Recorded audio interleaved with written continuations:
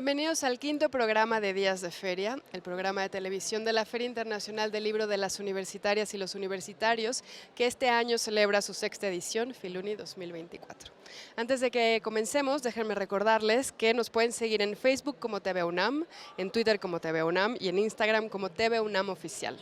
El día de hoy vamos a tener un programa muy interesante con Norma Corado. Ella es bióloga, es divulgadora de la ciencia, trabaja en Universum y es la presidenta de la Sociedad Latinoamericana de Buceo Científico. Bienvenida, Norma, ¿cómo estás? Muy bien, gracias. Muy contenta de estar aquí con todas ustedes. Antes de comenzar, quiero recordarles un poquito lo que pasó ayer en Filuni. Tuvimos a Andrés Neumann con Vicente Alonso, con Antonio Ramos y con Julieta García en un conversatorio que se tituló El lenguaje literario desde la paternidad. Tuvimos también a Guillermo Arriaga y a Paola Tinoco presentando Extrañas.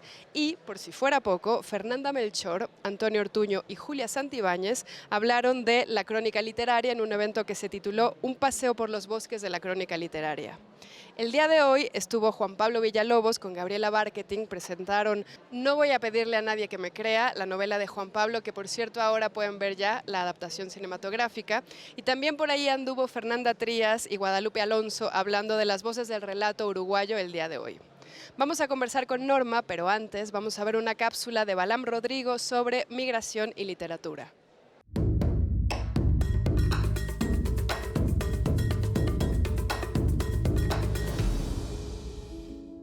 Soy habitante de Chiapas, nací en un municipio que es muy cercano a la frontera con Guatemala y además la cultura, la lengua, la gastronomía, la situación en general del lugar en el que nací, que es Chiapas, sigue siendo en muchos sentidos Centroamérica. Yo me siento así, pero esta situación, quiero decir, geopolítica en la que nazco, pero sobre todo geopoética y geoliteraria.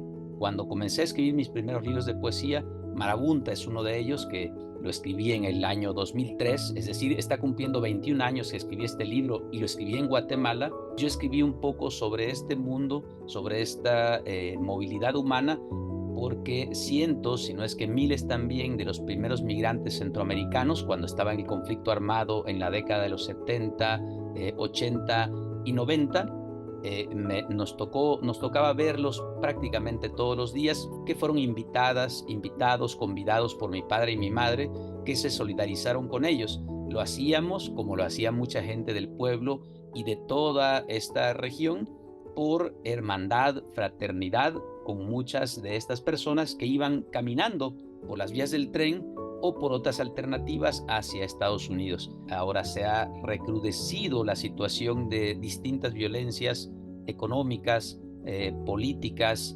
de género, climáticas.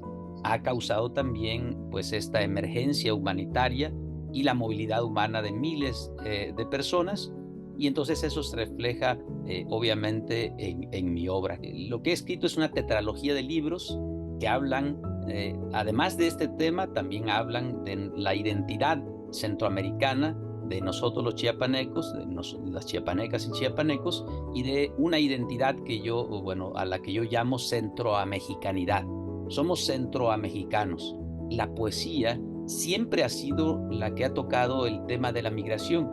Recordemos el poema de Gilgamesh, para irnos muy atrás, la Biblia con el libro de Éxodo, que es otra cosa que una migración, se le llama eso. Pero libros como el Popol Vuh o Memorial de Sololá, Anales de los Shahil, que es un libro fundamental de la literatura centroamericana, de la literatura, antiguas literaturas mayas, de lo que habla es un éxodo.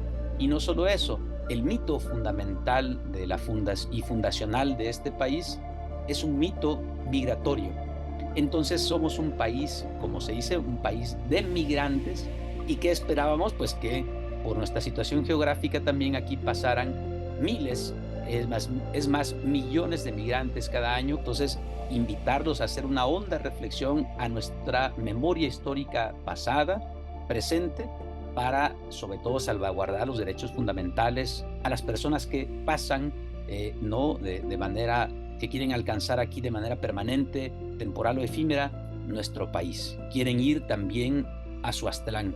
Lo documental el ejercicio testimonial que tiene la poesía no lo tiene otra forma de literatura, ¿no? Y me parece además que le da una forma de comunicación que nos es muy cercana, la oralidad, lo coloquial y ese testimonio me parece que lo dotan de una singularidad muy particular a la hora de hablar de estos temas, lo humanizan de una forma muy diferente.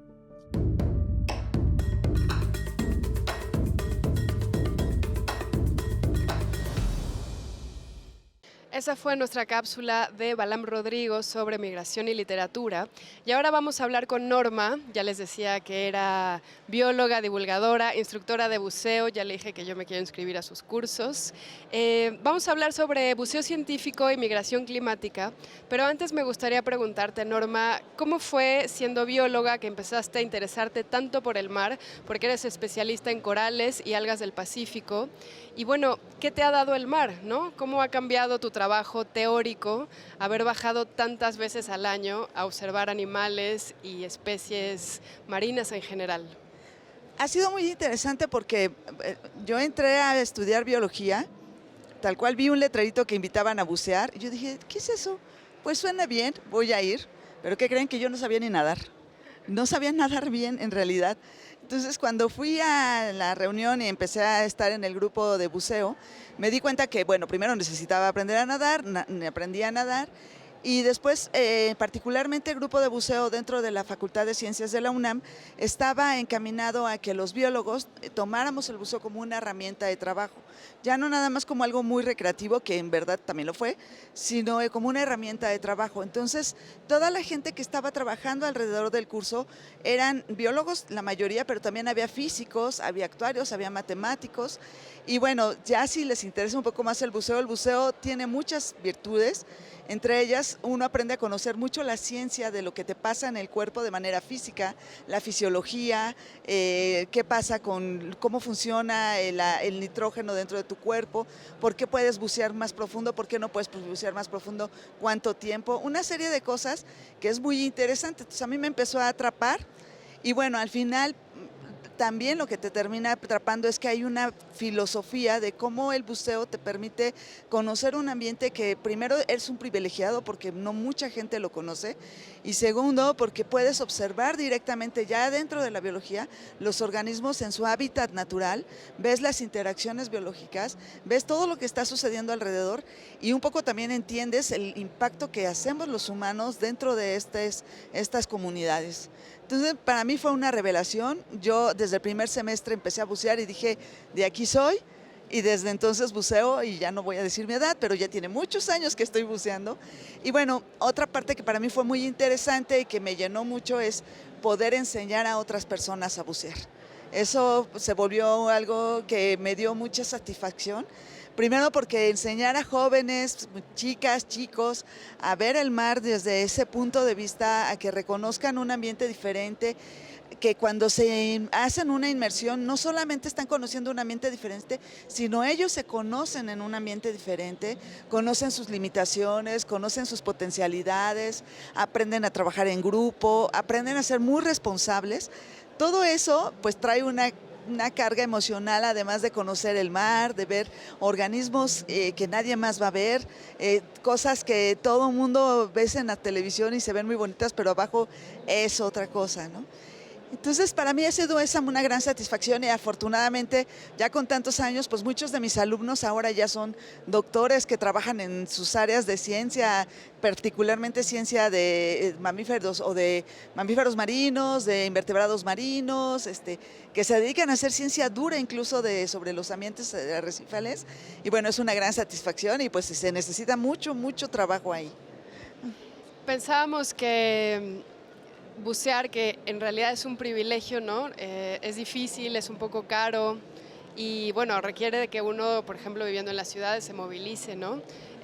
Pero que de alguna manera es una de las experiencias radicales para concientizar a las personas sobre la catástrofe climática y cómo afecta a las especies marinas y al mar. Sí, yo bueno, voy a terminar diciendo cuánto tengo buceando, tengo más de 30 años buceando y en 30 años he visto un cambio muy grande en los ambientes marinos, en los océanos. No solo buceo en ambientes marinos, también he buceado en ambientes lagos, ríos, pero los ambientes marinos digamos que son los que se han visto más afectados. Y además, particularmente hice mi doctorado con corales y algas, macroalgas. Y algo que vimos es que, y que sabemos ahora, es que los corales son un grupo de organismos que son muy susceptibles a los cambios climáticos. Tienen una gama muy grande de adaptaciones que cuando el cambio climático es muy fuerte, empieza a haber cambios muy graves, desde el levantamiento o el cambio de la temperatura. Simplemente los corales en México estaban en una temperatura máxima de 30 grados. El año pasado llegaron a registrar a 16, 17 metros, 34 grados de temperatura. Eso es muchísimo, es mucho calor. Es un estrés muy grande para los arrecifes, para los corales, que en realidad son los formadores de los arrecifes, y los arrecifes son como la casa de todos los demás organismos, ¿no? Entonces, si los corales empiezan a tener cambios, empiezan a no crecer tanto, a ser mucho más débiles, a desaparecer especies, los arrecifes se vuelven menos diversos y se vuelven menos complejos, y eso hace que haya menos organismos que puedan llegar a vivir ahí. Y eso al final termina siendo una baja de biodiversidad para todos. Entonces, eso lo hemos visto mucho. Justo terminando la pandemia, bueno, justo en época de pandemia, en el Caribe se registró una nueva enfermedad, ahora se llama síndrome de pérdida de tejido blando, donde se perdieron casi el 60% de las especies de corales en el Caribe. Es gravísimo, gravísimo. Hay especies que desaparecieron, que solamente obtuvimos gracias a que se colectaron sus genomas, y ahora las tenemos en una probeta porque desaparecieron completamente. Hay otras que se volvieron más fuertes, pero eso nos hace pensar que van a cambiar nuestros ambientes. Y bueno, ya hablando como biólogo dices qué triste, pero bueno, va a haber una resiliencia, van a cambiar esos arrecifes. Pero hablando como persona del mar que ha buceado tanto tiempo, les digo a todos, tienen que conocer cómo eran nuestros arrecifes, porque muy pronto van a cambiar. Van a ser otra cosa diferente, probablemente a lo mejor será algo, no sé si bueno o malo, pero va a ser diferente. Pero tenemos que conocer lo que perdimos. Esperemos en esa diferencia no perder tantas especies y perder información que nos pudiera haber sido útil y simplemente por el placer de verlos. Claro. Oye, tú eres presidenta de la Sociedad Latinoamericana de Buceo Científico. Así es. ¿Cuáles son los objetivos principales ahorita para esta sociedad? Nosotros tenemos como objetivo principal, tenemos varios, digamos, como a diferentes niveles. A nivel de profesionales, hacemos buzos científicos. El buceo científico es una técnica particular. ¿Por qué es muy particular? Luego me decían, pero si solamente es bajar y hacer investigación. Y eso piensan muchos investigadores, y bueno, yo les puedo decir que no. Sí hay un protocolo que es muy importante seguir. Generalmente hacemos buceo científico en lugares que pueden estar remotos, y ante cualquier situación hay que saber qué hacer. La otra es que, ya comentabas, el buceo desafortunadamente no es algo que sea muy económico, y los recursos, no solo para el buceo, sino para cualquier investigación, son muy pocos. Entonces necesitas estar muy bien preparado para que cuando tomes los datos, en realidad de lo último que te acuerdes es que estás buceando, sino que los datos sean tu principal objetivo, sean datos fidedignos, puedas obtener mejores datos, mayores datos, tengas mejores observaciones, todo. Y para eso hay que entrenarse. Hay que entrenarse primero en buceos técnicos, y segundo en lo que estés trabajando. Entonces, en la sociedad hacemos eso, conjuntamos esa información para que las personas tengan acceso. Además, nos hemos vuelto una comunidad donde las personas que están interesadas en conservación, en cosas así que no son todos científicos, pues podamos encontrar un lugar donde podamos generar proyectos de ciencia ciudadana, que es también algo muy importante. Hay que involucrar mucho a la ciudadanía, y no solo a la ciudadanía costera, que en verdad están muy comprometidos, sino a la ciudadanía de las ciudades. Los que vivimos en las ciudades entendamos cómo es esta conexión con nuestros mares, ¿no? Y por último, tenemos una parte de difusión, divulgación. Yo soy divulgadora, me encanta. Entonces, una parte de difusión, de divulgación, que hacemos que investigadores que son muy buenos hablando, se conecten con las personas y puedan dar pláticas acerca de muchos organismos que ni se lo creen y que además pueden conocerlos ahí, y a eso después pues los invitamos a que vengan a bucear sin que tengan que ser científicos, ¿no? Entonces tenemos como todas estas vertientes, así nos pueden encontrar en Facebook, y ahí tenemos, por ejemplo, cerca de 75 pláticas. Durante toda la pandemia dimos pláticas acerca de los organismos marinos, de divulgación, y ahí están. Y de verdad, créanme que no se las pueden perder, les van a encantar. Y ahí también pueden enterarse sobre los cursos de buceo, por si están De interesados. todos los cursos, hemos querido empezar estas nuevas pláticas, como estas nuevas charlas con el público en general. Y bueno, sí, ahí vamos, ahí estamos todos para que tengan más información. Oye, Norma, uno de los temas principales de esta feria es la migración forzada, y leemos en las noticias de poblaciones que tienen que dejar sus lugares de origen por el cambio climático. ¿Qué es, en el sentido de tu especialidad del mar, la migración climática?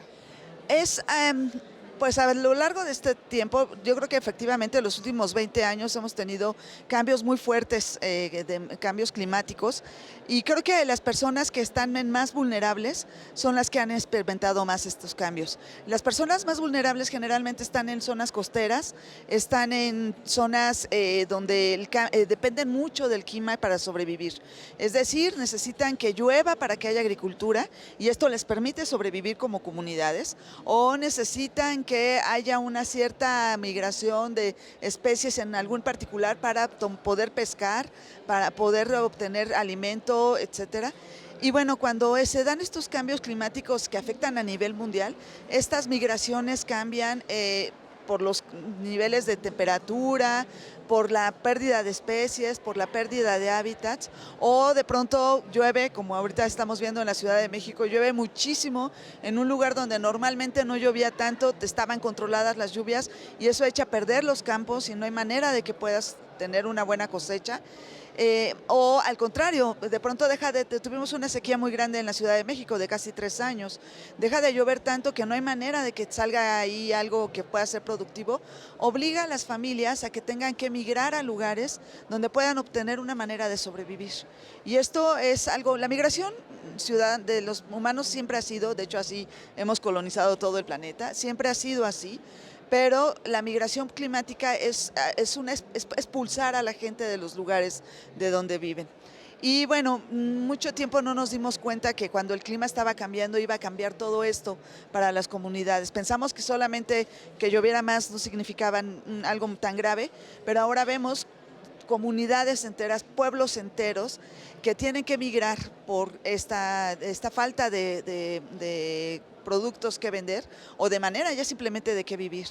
Y por otro lado, además también somos muy consumistas, nos hemos hecho muy consumidores de ciertos productos, y hemos querido cambiar a fuerza ciertas prácticas agrícolas, ciertas prácticas pues incluso ganaderas, que hacen que también cambie nuestro clima, nuestros microclimas, y entonces eso además obliga a que personas que se dedicaban a una cierta especialidad, árboles frutales o algo así, ahora se dedican a hacer ganadería, no la conocen bien, no conocen bien cómo funciona, y eso al final no funciona muy bien tampoco para ellos y los termina sacando. Y ya no hablemos de cosas como la propia violencia de obtener esos recursos por parte de ciertos grupos, ¿no? Entonces al final la migración sí es algo de lo que tenemos que estar conscientes, y tenemos que ser muy tolerantes, y no diría tolerantes sino respetuosos, y saber por qué se da, y entender por qué es que la gente llega a nuestras ciudades buscando apoyo. Y eso a veces no es muy difícil, ¿no? Claro. Oye, antes de despedirnos, Norma, me gustaría preguntarte por tu trabajo en Universum como generadora y curadora de contenidos. El tema como la migración climática, la migración forzada, el buceo científico como herramienta para conocer y explorar el mar, ¿cómo lo trabajas a un nivel un poco más amigable, un poco más sensible, para que los niños y los jóvenes que van a Universum, aunque también es para adultos, pero bueno, principalmente es una oportunidad como de sensibilizar, ¿no? ¿Cómo hablar de esto de una manera más, pues que no salgamos corriendo? Sí, el hablar de cambio climático como divulgadores ha sido todo un reto. Sabemos que cuando empezamos a hablar de cambio climático y hablamos de cosas tristes, en general, y sobre todo tristes y a veces incluso incapacitantes, porque llega un momento en que te supera, ¿no? Ya ni siquiera queda en que separes tu basura. Eso funciona, sigue funcionando, pero te puede ser mucho más allá, ¿no?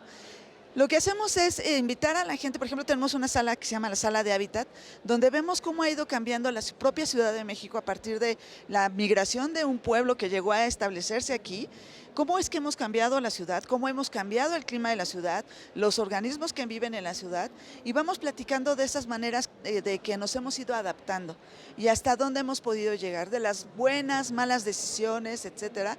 Y eso ha permitido a las personas entender en un ambiente mucho más controlado que es la Ciudad de México, cómo es que esto puede suceder a grandes escalas. Y bueno, sí tratamos de ser sobre todo muy respetuosos y de tratar de hacerle ver a los jóvenes, chicas, que son muy sensibles, en verdad son muy sensibles a este tipo de situaciones, que tenemos que empezar muy empáticos y darnos cuenta qué le sucede a las demás personas. Y también entender qué es el impacto que estamos teniendo nosotros dentro de estos ecosistemas. Es difícil. Es difícil y por eso apreciamos mucho tu trabajo. Muchas gracias, Norma. Vamos a ver una cápsula ahora, es de traducción y ensayo con Liliana Weinberg y regresamos a Días de Feria.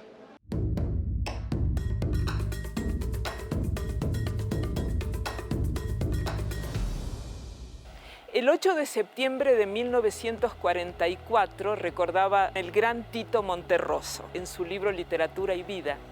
El 8 de septiembre de 1944 yo llegué a la Ciudad de México en calidad de asilado político. Yo llevaba como único equipaje un suéter y los ensayos de Montaigne.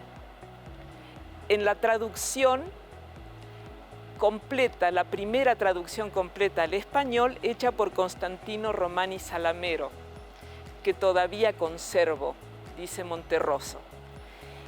Aquí se reúnen un gran escritor, su pasión por un libro, el libro de los ensayos de Montaigne, y un acto de traducción. Pienso que simbólicamente esto es ideal para abrir estas pequeñas reflexiones que vamos a hacer ahora respecto de la relación entre ensayar y traducir. Me dedico desde hace muchos años centralmente a pensar el ensayo, estudiarlo, reflexionar sobre él, defender su lugar como el cuarto género con el mismo derecho de existencia en la familia de los géneros que sus grandes hermanos. Ensayar y traducir. Ambos son fundamentalmente formas de tender puentes, formas de generosidad que se dan a través del trabajo sobre la lengua, formas de establecer comunidades de lectura.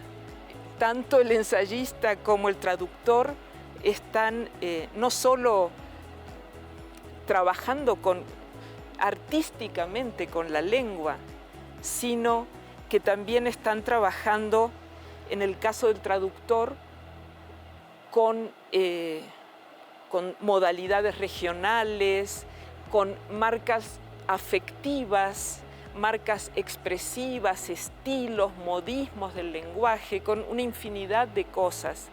Y en el caso del ensayista también se trata de emplear la lengua no de manera instrumental, como lo puede hacer un trabajo científico que trate de usar la lengua de manera unívoca, de manera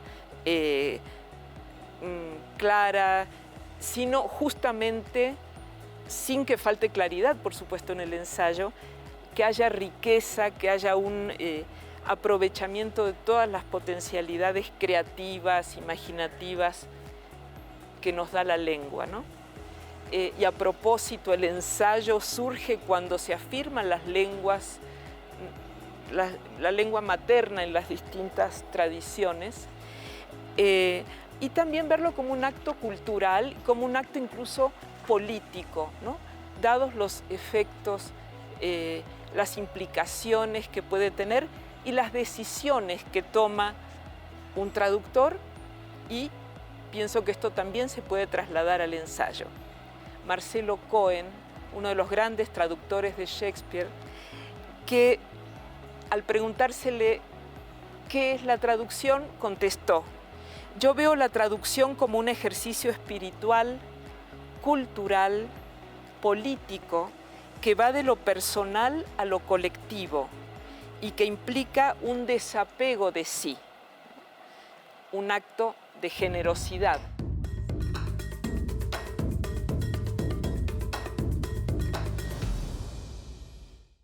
Esa fue nuestra cápsula sobre traducción y ensayo con Liliana Weinberg. Pues muchísimas gracias, Norma. Gracias por pasarte por este programa. Muchas gracias a todos ustedes. Revisen la página, vean los requisitos, vean lo que tenemos para ustedes y bueno, vayan a Universum, se van a divertir. Así es. Y bueno, me queda agradecerles. Gracias por estar viendo Días de Feria, este programa de televisión de la Feria Internacional del Libro de las Universitarias y los Universitarios, que celebró su 6ª edición, Filuni 2024. Gracias por venir a la feria y bueno, nos vemos el próximo año en la próxima Filuni. Adiós.